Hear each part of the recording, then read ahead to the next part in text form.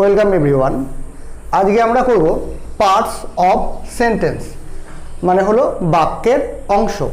বাক্যের দুটি অংশ থাকে, একটি হলো সাবজেক্ট আর একটি হলো প্রেডিকেট।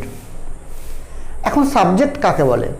সাবজেক্ট হলো বাক্যের সেই অংশ যে অংশের সম্পর্কে বা যাকে উদ্দেশ্য করে আমরা কিছু বলি। কি বলছে দেখো, the part which names the person or thing we speak about.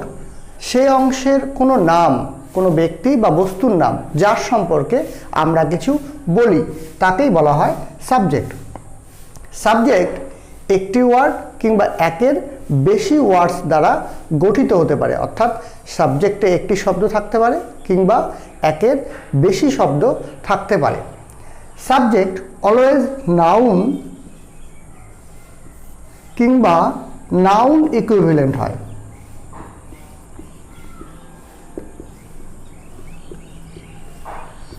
Noun equivalent মানে কি? মানে হলো সাবজেক্ট অলওয়েজ নাউন হবে কিংবা নাউনের সমতুল্য কোনো কিছু হবে, হয় নাউন হবে কিংবা নাউনের সমতুল্য হবে। আবার দেখো প্রেডিকেট কি?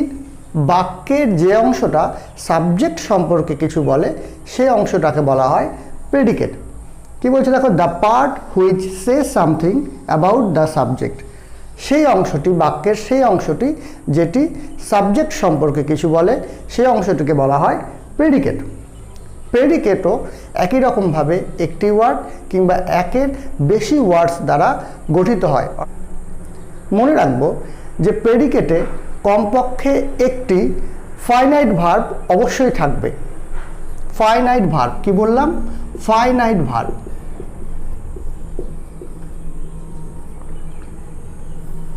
ফাইনাইট ভার্ব, ফাইনাইট ভার্ব কি? ফাইনাইট ভার্ব হলো সে সমস্ত ভার্ব, যে সমস্ত ভার্ব সাবজেক্ট, পার্সন অথবা টেন্স দ্বারা পরিবর্তিত হয়, সে সমস্ত ভার্বকে বলা হয় finite verb.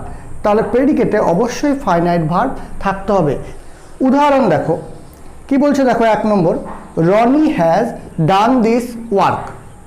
Roni has done this work, Roni কাজটি করেছে। এখন দেখো এখানে কে কাজটি করেছে, কার উদ্দেশ্যে আমরা বলছি? রনির উদ্দেশ্যে বলছি, সেই জন্য রনি সাবজেক্ট। আবার দেখো হ্যাজ ডান দিস ওয়ার্ক, এই কাজটি করেছে, এই কাজটি কে করেছে? রনি করেছে। তাহলে সাবজেক্টের সম্পর্কে এই পার্টটুকু কিছু বলছে, যে এই কাজটি কে করেছে? রনি করেছে, সেই জন্য এই পার্টটুকুকে বলবো প্রেডিকেট। আবার দেখো honesty is the best policy. এখানে কি বেস্ট পলিসি, কার সম্পর্কে আমরা বলছি? অনেস্টির সম্পর্কে বলছি, সততার সম্পর্কে বলছি, সেই জন্য সততা হলো সাবজেক্ট। আবার ইজ দ্য বেস্ট পলিসি, এই কথাটা আমি কার সম্পর্কে বলছি?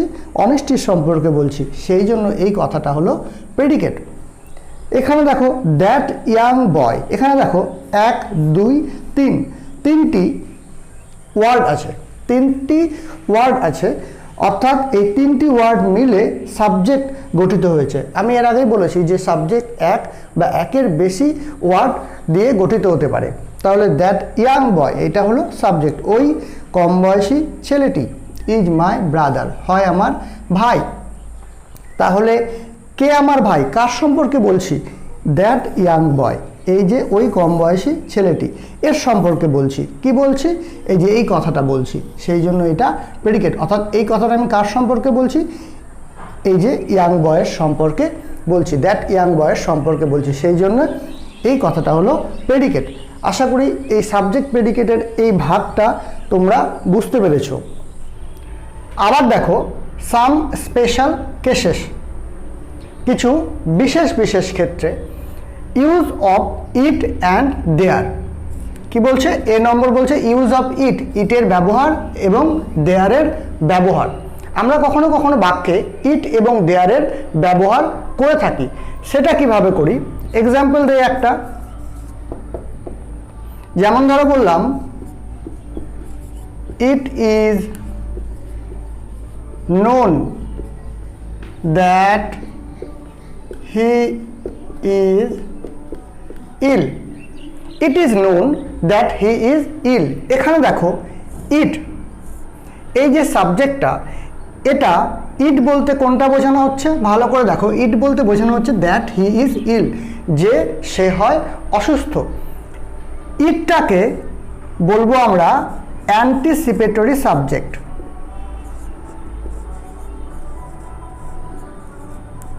অ্যান্টিসিপেটরি বা ফর্মাল সাবজেক্ট।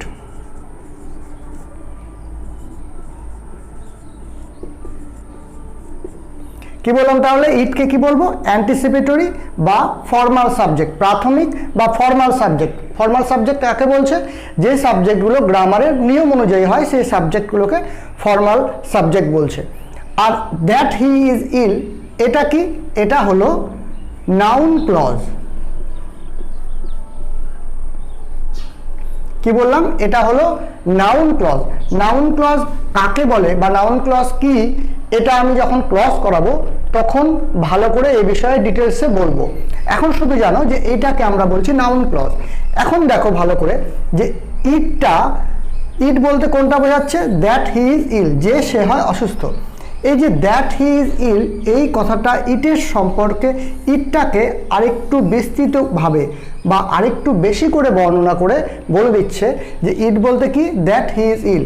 এই দ্যাট হি ইজ ইল কথাটা ইটের অ্যাপোজিশন হিসেবে ব্যবহার হয়েছে। কি, অ্যান্টিসিপেটরি ইটের অ্যাপোজিশন হিসেবে ব্যবহার হয়েছে। এখন কথা হলো অ্যাপোজিশন কি জিনিস। দেখো একটা উদাহরণ দেই, Ram hour captain is a good boy. এখানে দেখো রাম আওয়ার ক্যাপ্টেন, অর্থাৎ রামটাও যে ব্যক্তি আমাদের ক্যাপ্টেনও সে ব্যক্তি। তাহলে রাম সম্পর্কে আরেকটু বেশি করে আমি বলেছি যে রামটাকে আমাদের ক্যাপ্টেন। এবার এই যে আমাদের ক্যাপ্টেন কথাটা রাম সম্পর্কে বলেছি, অর্থাৎ রামের জন্যে আমাদের ক্যাপ্টেন বসেছে, রামও যে ব্যক্তি আমাদের ক্যাপ্টেনও সে ব্যক্তি। সেই জন্যে এই আমাদের ক্যাপ্টেন, আওয়ার ক্যাপ্টেন কথাটা হলো রামের অ্যাপোজিশন, নাউন ইন অ্যাপোজিশন। ঠিক একইভাবে দ্যাট হি ইজ ইল, যে সে হয় অসুস্থ, এই কথাটা আমি ইটকে আরেকটু বেশি করে বর্ণনা করার জন্য বা ইট সম্পর্কে বলেছি। সেই জন্যে এই যে দ্যাট হি ইজ ইল এইটা হলো অ্যান্টিসিপেটরি ইটের apposition.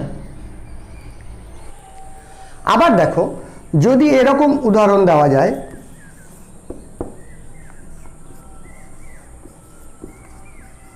there are 5 men in the group।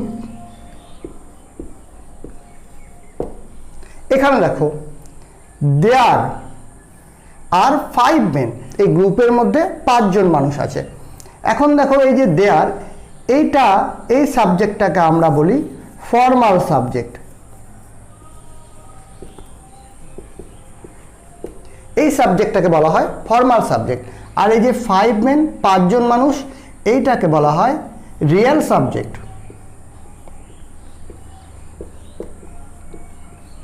এইটা হচ্ছে রিয়েল সাবজেক্ট বা অ্যাকচুয়াল সাবজেক্ট। তাহলে দেখো এখানে রিয়েল সাবজেক্টটা প্লুরাল ফর্মে আছে, তাই আমাদের এই ভার্বটা আর হয়ে গেছে। কিন্তু এটা যদি সিঙ্গুলার ফর্মে থাকতো, তাহলে কিন্তু আমাদের যে ভার্বটা বসেছে সেটা ইজ হতো। অর্থাৎ এইখানে যে রিয়েল সাবজেক্টটা যেই ফর্মে থাকে, আমাদেরকে দেয়ার দিয়ে সেন্টেন্স তৈরি করতে গেলে ভার্বটাকে সেই ফর্মেই করতে হবে, সেই অনুযায়ী করতে হবে। কীরকম, ধরো এরকম বললাম, there is a book on the table. There is a book on the table, টেবিলের উপরে একটি বই আছে। এখন দেখো এটা তো ফর্মাল সাবজেক্ট, তাহলে অ্যাকচুয়াল সাবজেক্ট বা রিয়েল সাবজেক্ট কি, বুক। বুক বলতে কটা বই এখানে বোঝানো হয়েছে, বলে দিয়েছে একটি বই। অর্থাৎ এখানে যে রিয়েল সাবজেক্টটা আছে সেটি সিঙ্গুলার ফর্মে আছে, সেই জন্যে ভার্বটি হয়ে গেছে ইজ। এরপর দেখো বি কি বলছে, subject may come in the middle or at the and.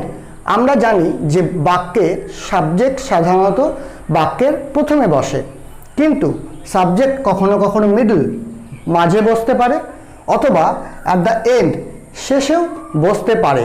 কীরকমভাবে আমরা দেখি, এক্সাম্পল দিলে বুঝতে পারবো। সাবজেক্ট প্রথমে বসে, এটা আমরা সবাই জানি।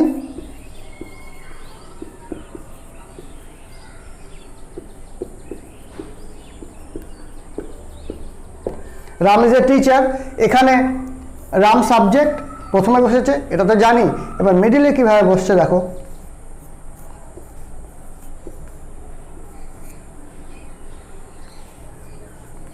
ধরো বললাম everyday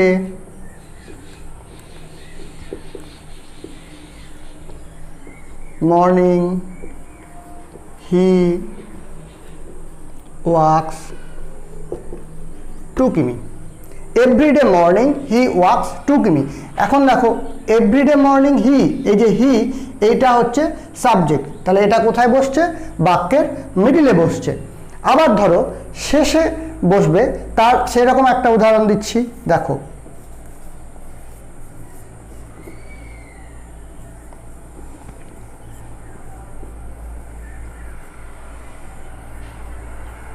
Sweet are the uses of adversity।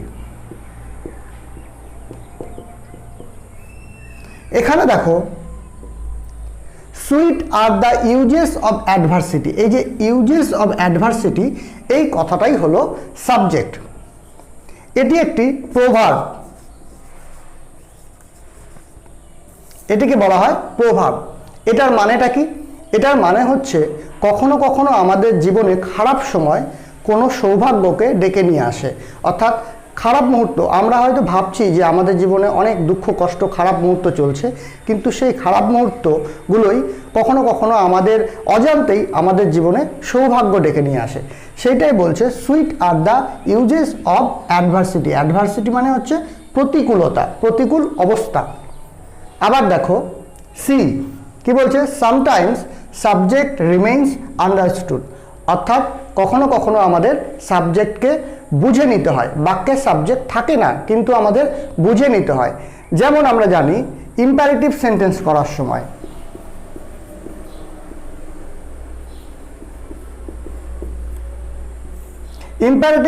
করার সময় আমাদের কি করতে হয়? ভার্ব ওয়ান দিতে হয়, তারপরে অবজেক্ট দিতে হয়। এখানে সাবজেক্টের কোনো ব্যাপার সাধারণত থাকে না। এবার কি করি, ধরো বললাম কাম হেয়ার,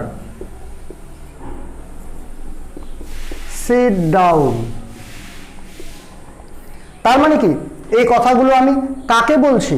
এই কথাগুলো আমি তোমাকে বলছি। কাম হেয়ার আমি যখন বলবো তার মানে নিশ্চয়ই তোমাকে বলবো যে এখানে এসো। সিট ডাউন বসো, তার মানে নিশ্চয়ই তোমাকে বলবো বসো। তাহলে এখানে সাবজেক্ট ইউটাকে আমাদের বুঝে নিতে হচ্ছে। কি হচ্ছে এখানে? Come you here, sit you down, কিন্তু ইউটা আমাদের বুঝে নিতে হচ্ছে। ইউটা উজ্জ্ব থাকছে বা বাদ থাকছে বাক্য থেকে। আবার ধরে বললাম প্লিজ টেক ইট, দয়া করে এটা নাও। তার মানে কি আমি কাকে বলছি? তোমাকে বলছি, ইউ। তাহলে ইউটা সাবজেক্ট, এটা আমাকে বুঝে নিতে হচ্ছে। তাহলে এটাই বলা হলো যে অনেক সময় সাবজেক্ট থাকে না, সেটাকে বুঝে নিতে হয়। বিশেষ করে ইম্পারেটিভ সেন্টেন্সের ক্ষেত্রে এই জিনিসটা হয়ে থাকে। আশা করি তোমরা আজকে বুঝতে পেরেছো যে সাবজেক্ট বা প্রেডিকেট আমরা কিভাবে আলাদা করব বা কিভাবে বুঝবো। যদি কোনো সমস্যা থেকে থাকে তাহলে আমাকে কমেন্ট সেকশনে অবশ্যই কমেন্ট করে জানাও। আর ভিডিওটি ভালো লেগে থাকলে লাইক কমেন্ট শেয়ার করো। আর যে চ্যানেলটি ই ফর ইংলিশ অবশ্যই সাবস্ক্রাইব করো এবং পাশে থাকা বেল আইকনে অবশ্যই ক্লিক করে দিও, যাতে পরবর্তী সময়ে ভিডিও পোস্ট করলে তোমরা সবার প্রথমে পেয়ে যাও। Thank you.